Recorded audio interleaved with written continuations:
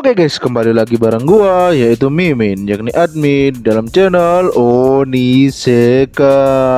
Oke guys, hari baru chat terbaru. Di video kali ini Mimin akan membahas logism yang terbaru cuy, yakni chapter 555. Dimana di chapter ini Mimin setidaknya bisa menemukan 4 poin dan juga 5 teori guys. Apa aja 4 poin dan 5 teori itu? Nah, kalian tonton sampai akhir, oke?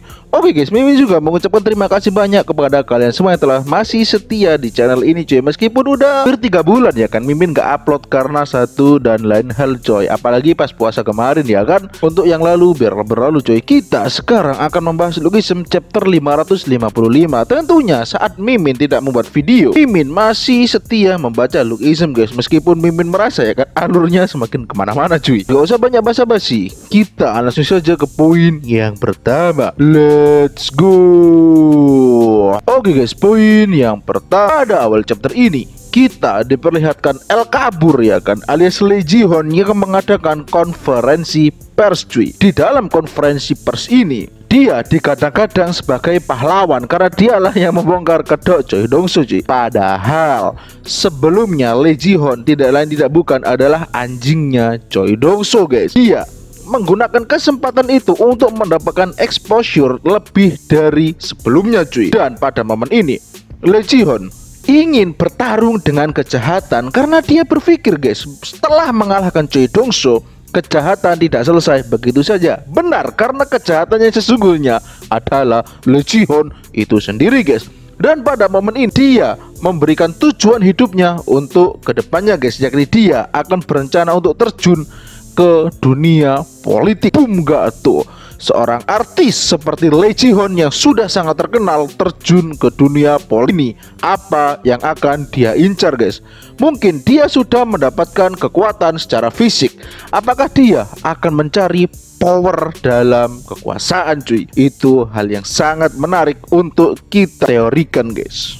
Dan gak hanya itu, ternyata Lee Ji-hoon sudah memikirkan matang-matang sebelum terjun ke dunia politik guys. Itu dibuktikan dia memiliki backingan dalam sebuah partai yang akan mendukungnya di dalam dunia politik guys. Yang mendukungnya adalah Majelis Jang Gi-bok guys, salah satu anggota Majelis Nasional. Dia juga adalah ketua partai Yonggoda yang merupakan partai nomor 1. Dan pada momen ini dia menjadi mentor bagi Lee Ji-hoon guys. Jika kalian lihat ya kan, panel saat Lee Ji-hoon mengatakan, rakyat sekalian, saya adalah Kang Da-kyom.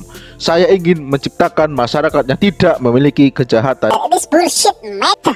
Ini sangat-sangat tidak mungkin karena yang bilang adalah Lee Ji-hoon. Apalagi dia bilang dengan senyum dan mata palsu itu guys. Itu poin Mimin yang pertama. Oke, next poin yang kedua cuy. Oke guys, panel berpindah ke daerah Busan, dimana ketiga orang ini yakni Baek Sang dan juga 2 teman dari Jin Rang meninggal dunia karena dihabisi oleh Kim Gi-tae cuy. Memang orang yang sangat-sangat brutal adalah Kim Gi-tae. Di sini tentunya Jin Rang sangat sedih karena dia kehilangan adik-adiknya guys. Meskipun bukan adik kandung, mereka besar di lingkungan yang sama. Jadi tidak salah jika Jin Rang anggap mereka adalah adik-adiknya. Diperlihatkan juga guys kalau Kim Gi-myung datang ke pemakaman tersebut, termasuk Park Hyung-soo dan Aliet cuy. Namun pada momen kali ini Park Hyung-soo terlihat sangat depresi dan juga merasa bersalah karena Park Hyung-soo menyalahkan dirinya sendiri atas kematian mereka bertiga guys. Dengan adanya MC kedua kita alias Kim Gi-myung ya kan, anak sang legendaris Kim Ga-brong, dia berusaha menenangkan Park Hyung-soo dengan bilang semuanya adalah salah Kim Gi-tae guys. Karena Kim Gi-tae lah yang telah membunuh mereka semua, bukan Park Hyung-soo. Namun tetap aja ya kan, MC naif kita alias Park Hyung-soo merasakan rasa bersalah dan terus-terusan murung karena ketiga orang itu meninggal dunia guys. Ya seperti biasalah, Park Hyung-soo memang seperti itu. Pada momen ini Kim Gi-myung berusaha dan berjanji akan menghentikannya, bukan sebagai sesama anak menggabrong, bukan guys, karena kita sudah terlalu melenceng dari apa yang diajarkan oleh Kim Ga-brong guys. Meskipun mereka berdua adalah anak-anak dari Kim Ga-brong, memang benar guys, jika kalian ingat ibunya Kim Yung ya kan, itu pernah bilang kalau Kim Yung adalah perwujudan dari sisi baiknya Kim Ga-brong, sedangkan Kim Gite adalah perwujudan dari sisi gelapnya Kim Gabrong? Apakah ada saat dulu Kim Gabrong memang sekeji itu guys pada musuh-musuhnya? Di akhir pertemuan Kim Gim-yung dan juga Park Hyung-soo, Kim Gim-yung menyebutkan perang besar akan segera terjadi. Benarnya perang besar apa yang akan terjadi guys? Sekarang banyak sekali kata-kata perang besar di film ini guys. Itu poin yang kedua. Oke, next poin yang ketiga. Oke guys, Mimin lihat ya kan, di sini sifat Park Hyung-soo itu memang masih terlihat naif kalau Mimin bilang ya. Meskipun sudah dilatih oleh Jong-gun dan juga dilatih oleh Alexander Sofia, dia masih memiliki sifat naif. Artinya masih enggan menghancurkan siapapun yang menghalangi jalannya, tidak seperti Lee Ji-hoon dan juga Jong-gun sendiri cuy. Menurut Mimin, apakah yang dilatih Jong-gun hanya fisiknya saja, sedangkan mental dari Park Hyung-soo tetap Park Hyung-soo Pikachu cuy? Dalam artian dia masih tetap akan menyalahkan dirinya sendiri atas apa yang telah terjadi, seperti Pikachu saat masih menjadi kacungnya Ty Lee cuy. Itu poin yang ketiga. Oke, next poin yang keempat. Di akhir panel ini guys, kita ditunjukkan kalau ada Raja Gen 1 terdahulu yang berkumpul menjadi satu tempat. Dimulai dari Raja Gen 1, Raja Samchok yang bernama Jang Mugyo. Kemudian generasi 1, Raja Gen 1, Raja Yonggi yang bernama Ham Sungwo. Terus gak hanya dua orang itu guys, yang ketiga juga datang yang bernama Raja Gen 1, Raja Pacu yang bernama Choi Seo. Di sini mereka semua berkumpul karena diundang oleh satu orang guys. Sebelum orang itu datang, kita diperlihatkan satu karakter yang baru cuy, yang bernama The Gentleman. Dia diperlihatkan kalau orang itu adalah salah satu dari pasukan elitnya Kim Gabrong guys. Saat Mimin pertama kali lihat karakter ini, first impression karakter ini, Mimin jadi semakin yakin ini alurnya mau dibawa kemana. Karena ya ini menurut Mimin pribadi ya kan, lebih baik Gen 0 itu diceritakan dalam manhwa yang berbeda gak sih guys? Menurut Mimin seperti itu ya. Kita akan diperlihatkan semua tentang Kim Gabrong di manhwa tersebut. Menurut Mimin ya seperti itu. Tapi kembali lagi, ini Park Tae-jun yang dimana wallpapernya masih putih aja guys. Dan akhirnya kita diperlihatkan Kim Gite yang muncul, dan dia diperkenalkan sebagai putra sang legendaris yakni Kim Gabrong guys. Namun Raja Gen 1 tidak menerima begitu saja. Mereka malah bilang, apa-apaan kau mengundang kami ke sini? Terlambat lagi. Emangnya jika kau putra Kim Gabrong, kami harus datang? Ya enggak lah. Bener guys, bukan berarti kalian anak dari siapa kalian harus nurut dengan orang itu ya kan. Seharusnya memang seperti itu. Namun di chapter kali ini diperlihatkan kalau semua orang mengancam Kim Gite dengan bilang, jika kau tidak bisa menjawab, aku akan mengirimmu bertemu dengan ayahmu sekarang juga. Seorang Kim Gite diancam untuk dihabisi sesuga Raja Gen 1. Oke guys, itu tadi 4 poin yang dapat Mimin temukan. Sekarang kita akan beralih ke teorinya cuy. Let's go.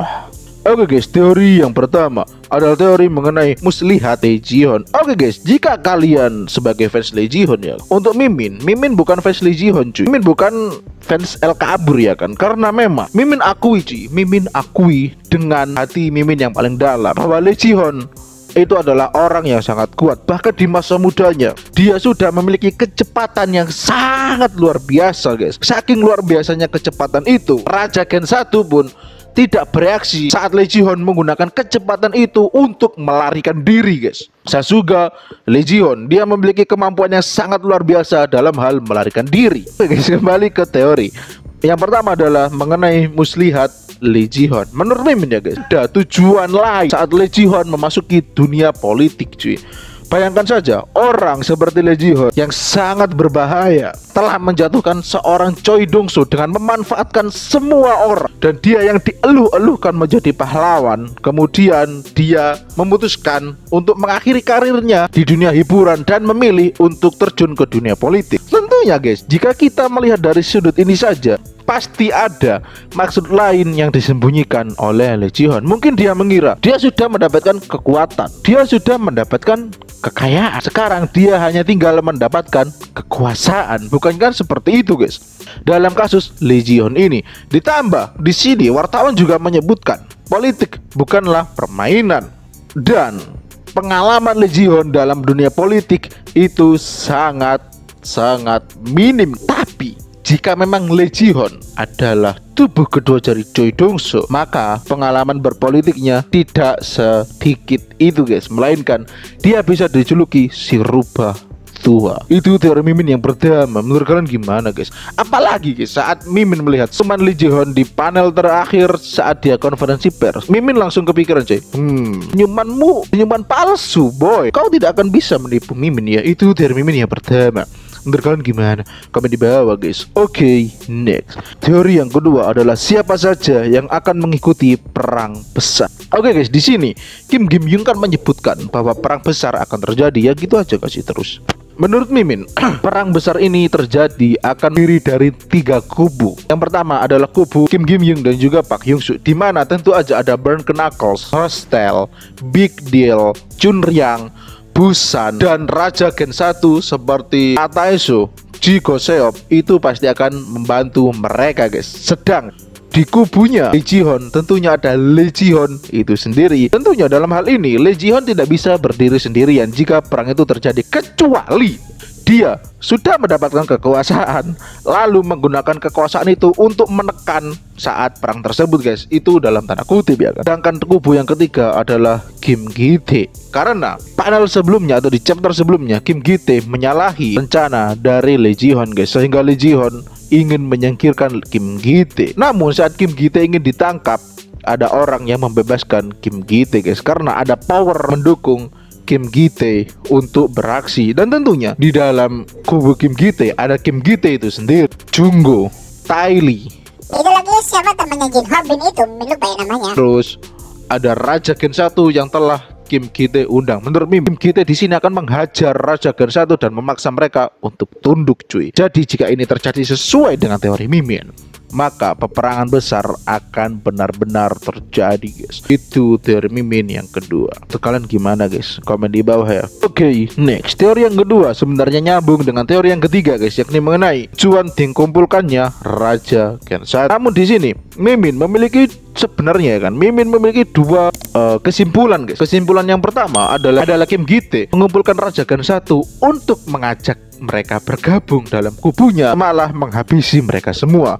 Namun saat Raja Gen 1 ini berkumpul, apa kalian menyukai tempat duduk kalian? Yang artinya berusaha menghormati Raja Gen 1 tersebut guys. Ditambah lagi saat kemunculan Kim the Gentleman tampak tersenyum cuy. Itu teori Mimin yang ketiga. Menurut kalian gimana guys? Komen di bawah ya. Oke guys, teori yang keempat adalah teori mengenai, sebenarnya ini di panel aja guys. Saat panel Raja Gen 1 diperlihatkan duduk guys. Jika kalian ingat ya kan, yang diperlihatkan saat panel Raja Gen 1 duduk itu hanya 4 orang yang Mimin sudah sebutkan di atas. Namun jika kalian lihat lebih teliti lagi panel tersebut, masih banyak siluet orang-orang lain. Seperti di sebelah kiri nih guys, ada siluet orang duduk. Jika melihat dari pola Raja Gen 1, tentunya orang ini adalah Raja Gen 1 juga guys, karena Raja Gen 1 adalah orang yang duduk di kursi. Kemudian di kanan atas juga kan terlihat orang yang duduk. Tentunya ada Raja Gen 1 lagi guys. Dan jika melihat polanya, setelah orang duduk ada 2 bodyguardnya cuy. Dan di sebelah kanan ini ada orang berdiri. Kemungkinan di sebelah kanannya ada Raja Gen 1 lagi cuy. Dan di atas ini guys, diperlihatkan ada orang yang berdiri. Kemungkinan di sebelah sana juga ada Raja Gen 1 lagi guys. Oke guys, di dalam chapter kali ini kita diperlihatkan satu karakter baru yang bernama Gentleman guys. Di sini dia diperkenalkan sebagai generasi 0 bawah naungan Kim Ga-brong, unit elit number 2, ketua squad 1 guys. Di sini Mimin berteori ya kan, ada 2 kemungkinan menurut Mimin. Yang pertama, unit elit itu apakah unit dari elit alias Choi Dong-soo, atau unit elit yang berarti anggota yang terbaik guys. Jika di sini unit elit nomor 2, maka dia di bawah perintah dari elit atau Choi Dong-soo guys. Sedangkan jika ini unit elit, dalam karakter elit ini tuh orang yang terlatih, maka seharusnya dia di bawah naungan Park Jin-young guys. Apalagi nomor 2 yang tentunya ada nomor 1. Kemungkinan nomor 1-nya adalah Park Jin-young. Jika memang seperti itu, apakah dia akan mampu atau bisa melawan anak dari atasannya, yakni Park Jin Young guys. Karena anak dari Park Jin Young kan Park Hyung Suk cuy. Jika memang dia dari anggota Park Jin Young, apakah kemungkinan dia akan membelot? Namun ini akan terpatahkan jika dia unit elit alias bawahan dari elit atau Choi Dong Suk. Jika memang seperti itu, maka dia akan menjadi mata-mata bagi Lee Ji Hoon cuy. Karena kan teori yang beredar kalau Lee Ji Hoon adalah elit. Oke guys, itu tadi 4 poin dan 5 teori yang dapat Mimin temukan di dalam buku Sim chapter 555. Apabila ada kurang lebihnya, Mimin mohon maaf yang sebesar-besarnya. Dan bisa kalian temukan kolom komentar. Oke guys, jika kalian suka dengan video ini, boleh kalian share ke teman-teman kalian. Jika kalian suka dengan channel ini, boleh kalian subscribe. Dan ya, kita nantikan cuy, apakah sang naga terbang Rainman dan juga sang penguasa Lee Hyun-do akan turun gunung di dalam pertempuran antara rakyat jelata ini. Menurut kalian gimana? Komen di bawah ya. Oke guys, see you di next video. Bye bye bro.